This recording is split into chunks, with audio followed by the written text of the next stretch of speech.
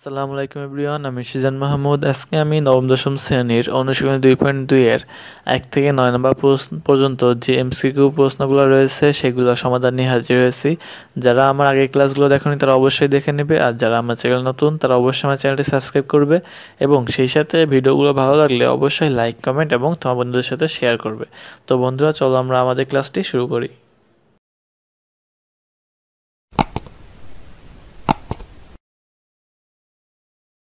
তো বন্ধুরা, 2.2 এর তোমাদের প্রথমে কয়েকটি এমসিকিউ দেওয়া আছে। তার 1 নম্বরে বলা হয়েছে 8 এর গুণনীয়ক সেট কোনটি। অর্থাৎ তোমরা দেখো এখানে কি এটা 4 এর মতো মনে হচ্ছে না, কিন্তু এটা যেহেতু বীজগণিত তাহলে অবশ্যই কি এটা 8 হবে। তাহলে 8 এর গুণনীয়ক সেট কোনটি। তাহলে দেখো ক নম্বর অপশন দিয়েছে 8, 16, 24, খ নম্বর দেওয়া আছে 1, 2, 4, 8, গ নম্বর দেওয়া আছে 2, 4, 8, ঘ নম্বর দেওয়া আছে 1 আর 2। তাহলে সঠিক উত্তরটি হবে খ, 1, 2, 4, 8। কেন হবে খ? তাহলে দেখি 8 এর যে গুণনীয়ক, তাহলে 8 আমরা যে কীভাবে ভাঙাইতে পারি, 8 ইকুয়াল টু কত, 1 গুণ 8 লিখতে পারি এবং 2 গুণ 4 লিখতে পারি। এই ছাড়া কি আর কোনোভাবে আমরা 8 বানাইতে পারি? আমরা কোনোভাবে 8 বানাতে পারি না। তাহলে গুণনীয়ক হবে কোনগুলা? এই 1 হবে, 8 হবে, 2 হবে, 4। তাহলে 8 এর গুণনীয়ক সমূহ কি 1, 2, 4 এবং 8। যেহেতু সেট বলছে তাই কি অবশ্যই সেকেন্ড ব্র্যাকেটে হবে। তাই আমরা বলতে পারি 8 এর গুণনীয়ক কত, সেকেন্ড ব্র্যাকেটের মধ্যে 1, 2, 4 এবং 8।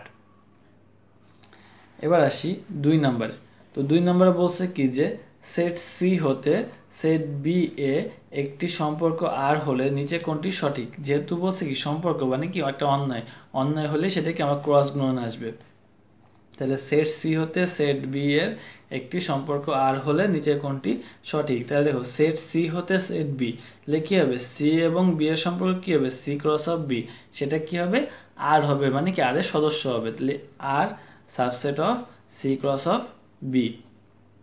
এখানে দেখো R subset of C cross of B দেওয়া আছে। এবার ঘর নম্বর কি দেখো, সি ক্রস অফ বিটা আগে আসছে, আরটা পরে গেছে।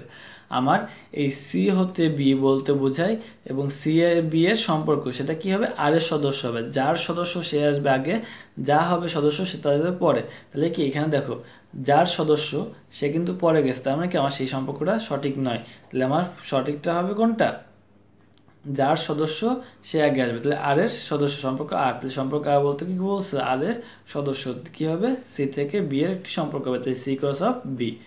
এবার দেখো 3 নম্বর যেটা বলা হয়েছে, 3 নম্বর বলা হয়েছে a equal to 1, 2, b equal to 2, 5 হলে power of a intersection b, অর্থাৎ কি a ইন্টারসেকশন b এর কি পাওয়ার, মানে কি উপসেট নির্ণয় করতে হবে। উপসেটের সদস্য সংখ্যা নিচের কোনটি, মানে কি P of A set B এর সদস্য সংখ্যা কত হবে।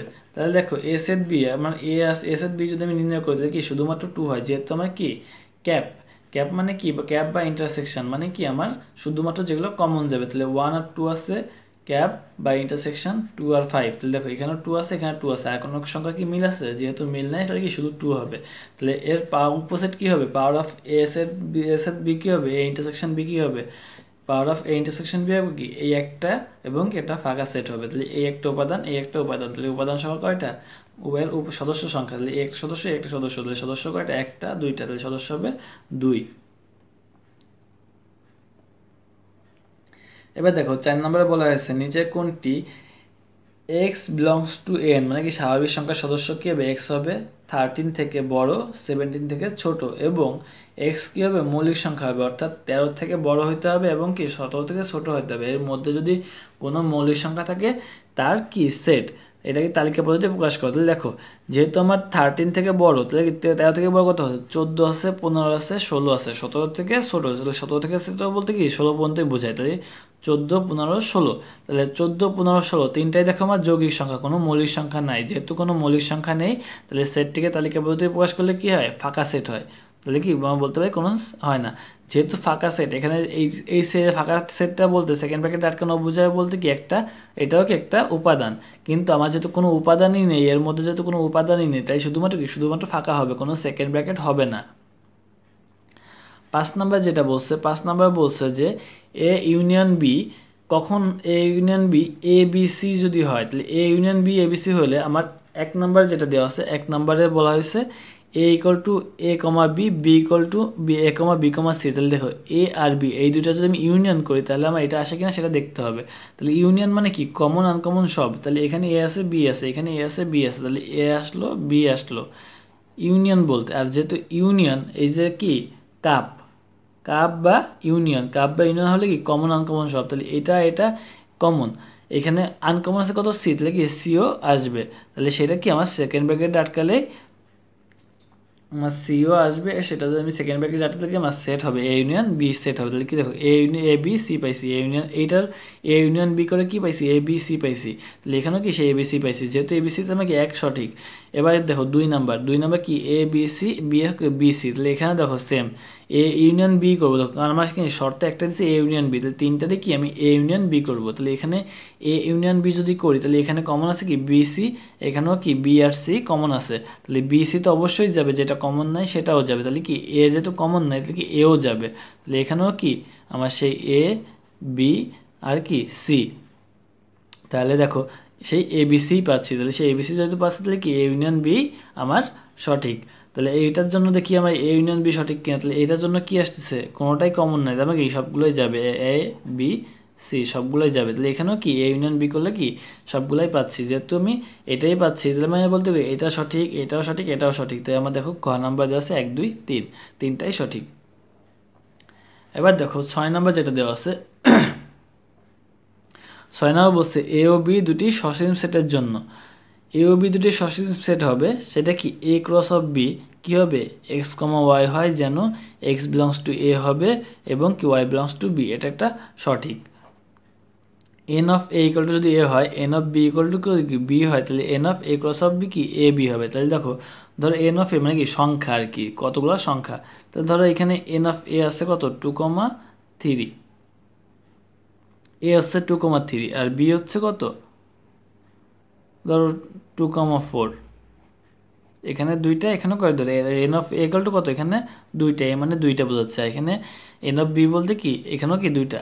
তাহলে এর দুইটা যদি গুণ করি, মানে এর দুইটা যদি আমি যখন এই যে N of A cross of B যখন করবো তাহলে কি এ ক্রস অফ বি করলে কি হয় 2 গুণ 2 2,2 2,4 3,2 3,4, তাহলে এই একটা দুইটা তিনটা চারটা, এখানে সদস্য কত চারটা। তাহলে এই 2 গুণ 2 কত হয় 2 গুণ 2 ইকুয়াল টু কত 4। তাহলে N of A intersection B equal to A B হবে। তাহলে এটাও কি আমার একটা সঠিক।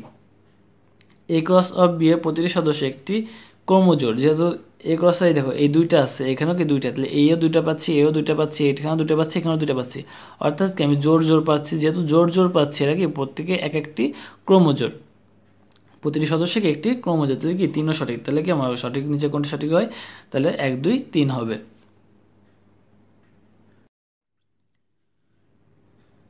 এ ইকুয়াল টু 6 7 8 9 10 11 12 13 হলে নিচের 7 থেকে 9 নং প্রশ্নগুলোর উত্তর দাও। 7 নম্বরে বলছে এ সেটের সঠিক প্রকাশ কোনটি, অর্থাৎ এই যে এ সেটটা এটা সঠিক প্রকাশ কোনটি। তাহলে দেখো এখানে এ শুরু হয়েছে 6 থেকে শেষ হয়েছে 13 থেকে, এটা কি ন্যাচারাল নাম্বার। তাহলে ক নাম্বার দেওয়া আছে x belongs to N, natural number যেন 6 থেকে বড় 13 থেকে ছোট, কিন্তু 6 থেকে বড় বলতে আমরা বুঝি 7 থেকে শুরু, 13 থেকে ছোট বলতে 12তে শেষ, তাই আমার কি এটা হবে না। খ নাম্বার বলছে 6 থেকে বড় বা সমান 13 থেকে ছোট, 6 থেকে বড় বা সমান বলতে কি বোঝায় 6 সহ 6-এর পর থেকে মানে 6 7 এভাবে যাইতে থাকবে এবং 13 ছোট, অর্থাৎ কি 12তে যে থামতে হবে। তাহলে আমার এটাও অ্যান্সার হবে না, যেহেতু আমার এখানে 13 আছে এবং এখানে 6 থেকে শুরু হয়েছে, তাহলে কি আমার দুইটাই লাগবে।